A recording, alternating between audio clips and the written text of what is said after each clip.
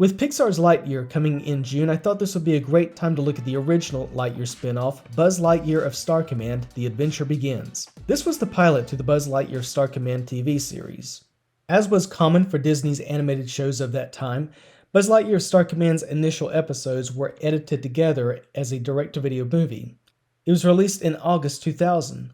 Whereas Patrick Warburton voiced Buzz in the TV series, Tim Allen returned to voice Buzz in this direct-to-video feature version.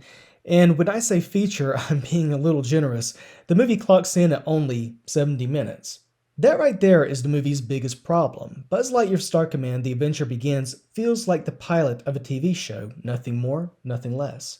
If you were to read the film's entire plot on Wikipedia, it actually reads like a pretty decent sci-fi adventure for kids.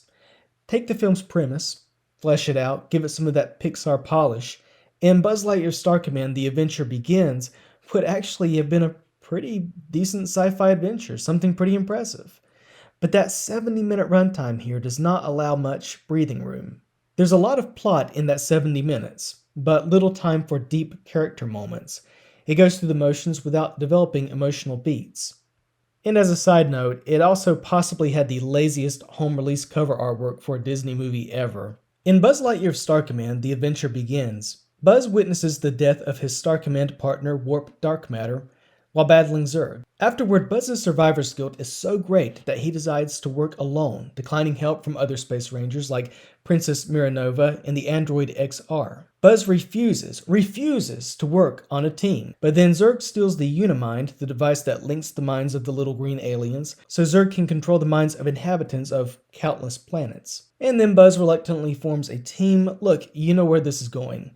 This doesn't have a Toy Story 3 level third act. Speaking of Toy Story, the adventure begins with a brief intro showing the toys getting their own VHS copy of Buzz Lightyear Star Command. It's great to pad the runtime, and it was also great to put into every commercial for the movie so unsuspecting parents thought that Woody would have more screen time and hence bought this for their kids.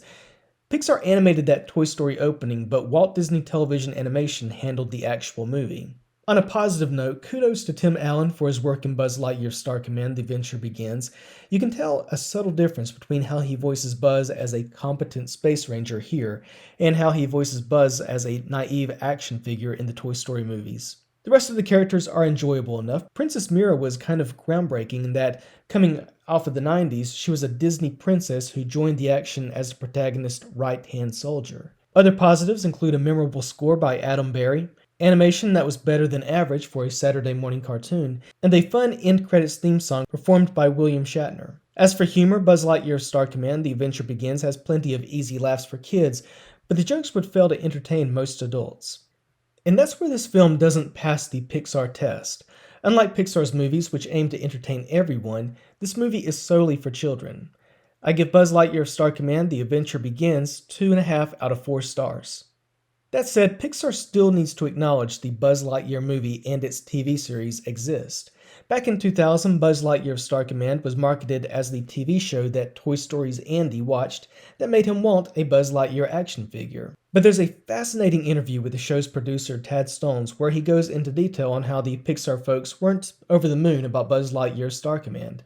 I'll link to that interview in the description. No Toy Story movie or short has acknowledged Buzz Lightyear Star Command's characters, not even with a background Easter egg. The closest to my knowledge would be when a Toy Story comic had Andy playing with a booster action figure. Heck, Disney Plus doesn't even have Buzz Lightyear Star Command. That's easy additional content they could add to their Toy Story collection. But it seems as if the upcoming spin-off, Lightyear, is meant to retcon Buzz Lightyear's adventures with Star Command. When it comes to canon, I personally view all this as, in the Toy Story universe, Buzz Lightyear Star Command was a 2D kids show Andy watched as a boy. And now that Andy is an adult, maybe in college, he's into this new gritty reboot for Buzz that's coming out this summer. Makes sense to me, at least. But what did you think about Buzz Lightyear of Star Command? Did you watch it when it first came out? Were you a fan? Are you excited about the new Lightyear movie? Let me know in the comments. Until next time, this has been Josh with Movies Please. Thanks for watching.